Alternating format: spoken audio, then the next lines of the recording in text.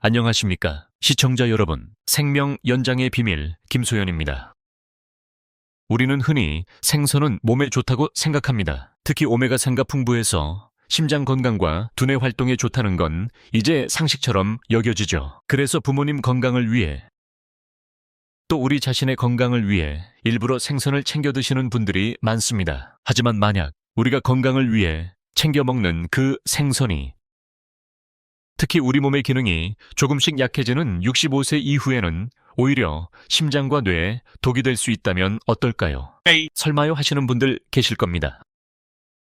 하지만 오늘 저는 그 설마가 현실이 될 수 있다는 충격적인 진실을 알려드리고자 합니다. 65세가 넘어가면 우리 몸은 젊을 때와 다릅니다. 해독을 담당하는 간과 신장의 기능이 떨어지고 면역 체계도 약해지죠. 젊었을 때는 가볍게 처리하고 넘어갈 수 있었던 미량의 독소나 유해 물질도 이 시기에는 몸에 차곡차곡 쌓여 치명적인 질병의 불씨가 될 수 있습니다. 오늘 이 시간에는 65세 이후 우리 부모님과 우리 자신을 위해 반드시 피해야 할 생선 4가지 그룹을 낱낱이 파헤치고 반대로 어떤 생선을 어떻게 먹어야 안전하고 건강하게 장수할 수 있는지 그 해법까지 명쾌하게 제시해 드리겠습니다. 채널 고정해 주십시오. 자, 그럼 지금부터 우리 식탁에서 단호하게 퇴출해야 할 첫 번째 생선 그룹부터 알아보겠습니다. 바로 참치. 그 중에서도 값비싼 참다란 거, 눈다란 거, 그리고 황새치. 상어와 같은 대형 어류입니다. 아니, 비싸고 귀한 생선이 왜 안 좋다는 거죠? 의아해 하실 텐데요. 문제의 핵심은 바로 수은입니다. 이 거대한 물고기들은 해양 생태계의 최상위 포식자입니다. 수십 년간 살면서 작은 물고기들을 수없이 잡아먹죠. 그런데 바다에는 자연적으로 그리고 인간의 산업 활동으로 인해 미량의 수은이 존재합니다. 이 수은은 플랑크톤에게 흡수되고 작은 물고기가 플랑크톤을 먹고 더 큰 물고기가 그 작은 물고기를 먹는 과정, 즉 먹이 사슬을 통해 상위 포식자의 몸속에 계속해서 농축됩니다. 이것을 생물 농축이라고 합니다. 수십 년을 산 거대한 참치 한 마리에는 수백만 마리의 작은 물고기들이 평생 축적한 수은이 고스란히 담겨 있는 셈입니다.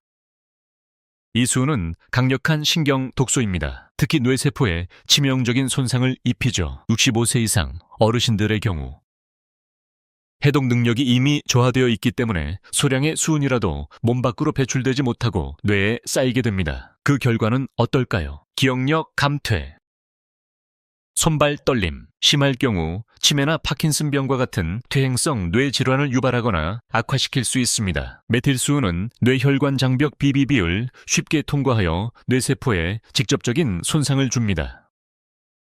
특히 기억과 학습을 담당하는 해마 부위에 축적되면 인지기능 저하를 가속화시킬 수 있어 고령층은 대형 어류 섭취에 각별한 주의가 필요합니다. 네, 전문가의 의견처럼 정말 심각한 문제입니다.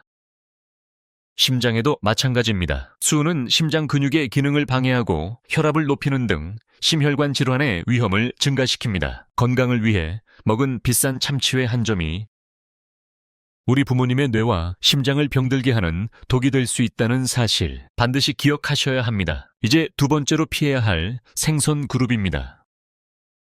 이건 아마 많은 분들이 의외라고 생각하실 겁니다. 네, 바로 민물고기입니다. 특히 강바닥에 사는 잉어, 붕어, 메기 같은 어종들입니다. 민물고기를 피해야 하는 이유는 크게 2가지입니다. 첫째는 기생충의 위험입니다. 민물고기는 간디스토마와 같은 기생충의 중간 숙주인 경우가 많습니다.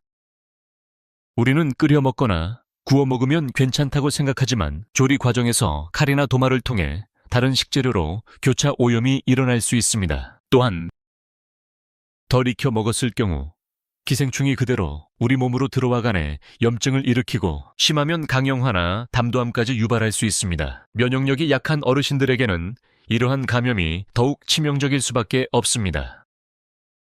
둘째 이유는 바로 중금속과 화학물질 오염의 가능성입니다. 안타깝게도 많은 강과 하천이 생활하수, 공장 폐수, 농약 등으로 오염되어 있습니다. 강바닥에서 먹이 활동을 하는 민물고기들은 이러한 오염물질을 그대로 흡수하고 몸에 축적하게 됩니다. 이어서 양식 어류 문제도 짚어보겠습니다. 물론 모든 양식 어류가 나쁜 것은 아닙니다. 하지만 일부 저가의 수입산 양식 어류, 특히 좁고 비위생적인 환경에서 대량으로 사육되는 역돔 틸라피아, 팡가시우스 메기류 같은 어종은 문제가 될 수 있습니다. 좁은 공간에서 병이 쉽게 퍼지는 것을 막기 위해 다량의 항생제와 살충제가 사용될 수 있고, 이러한 화학물질이 고스란히 생선살에 남게 됩니다.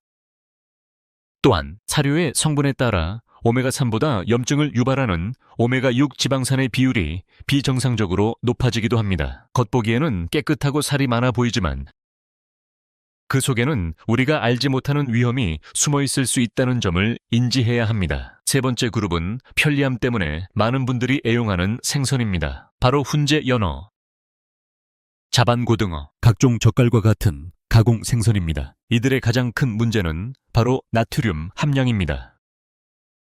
놀라지 마십시오. 훈제 연어 100개는 많게는 1000mg 이상의 나트륨이 들어있습니다. 이는 세계보건기구 WHO의 하루 나트륨 권장 섭취량 2000mg의 절반을 훌쩍 넘는 수치입니다. 고혈압이나 심장질환, 신장질환을 앓고 계신 어르신들에게 과도한 나트륨 섭취는 혈압을 급격히 상승시키고 심장과 신장에 엄청난 부담을 주는 말 그대로 독약과 같습니다.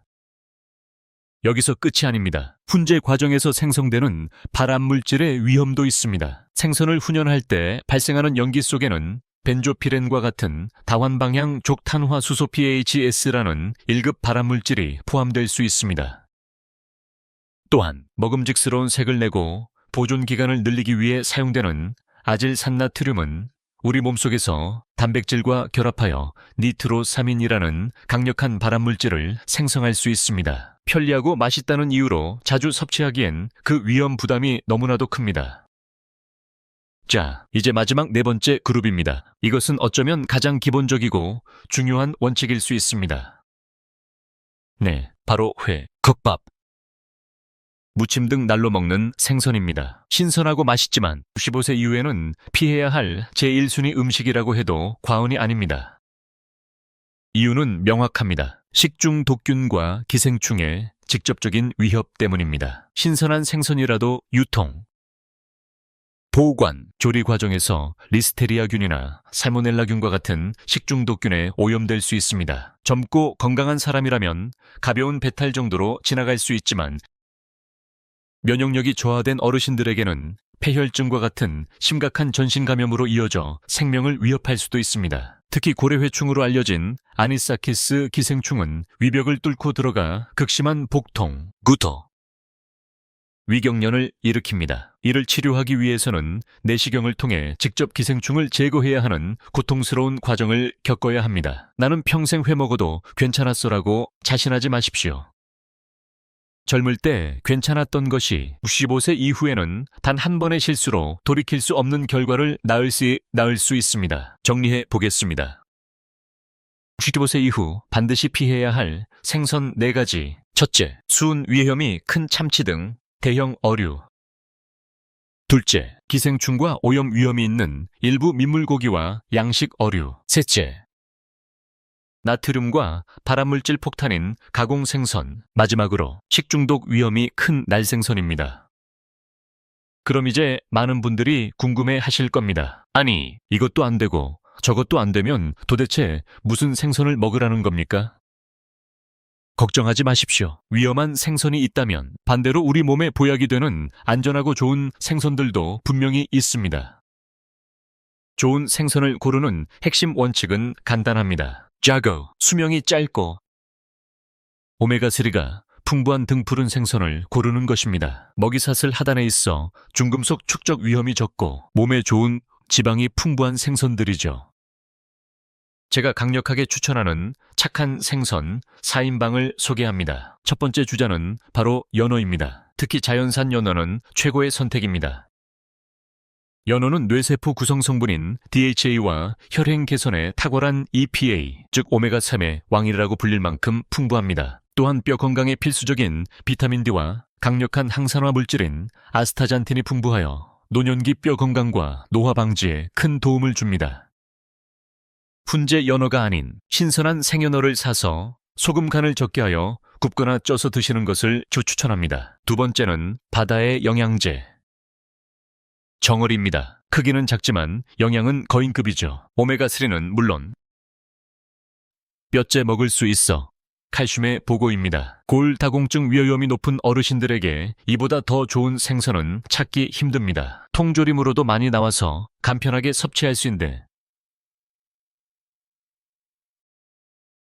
이때는 기름을 빼고 드시거나 물에 헹궈 나트륨을 줄이는 것이 좋습니다. 김치찌개에 넣어서 드시면 맛과 영양을 동시에 잡을 수 있습니다. 세 번째는 우리에게 가장 친숙한 생선, 고등어입니다. 고등어 역시 오메가3가 풍부하여 혈중 콜레스테롤을 낮추고 혈관을 깨끗하게 해줍니다. 다만 자반고등어처럼 소금에 절인 것은 피하시고 신선한 생물 고등어를 구입해서 조리해 드시는 것이 중요합니다. 물을 넣고 조리면 무에 소화 효소가 생선의 소화를 돕고 비린내도 잡아주어 궁합이 아주 좋습니다.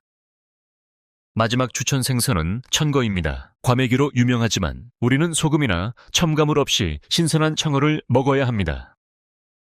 청어는 필수 아미노산과 비타민 A가 풍부해 눈 건강과 면역력 강화에 도움을 줍니다. 가시가 조금 많지만 푹 졸이거나 구우면 부드러워져서 드시기에 불편함이 없습니다.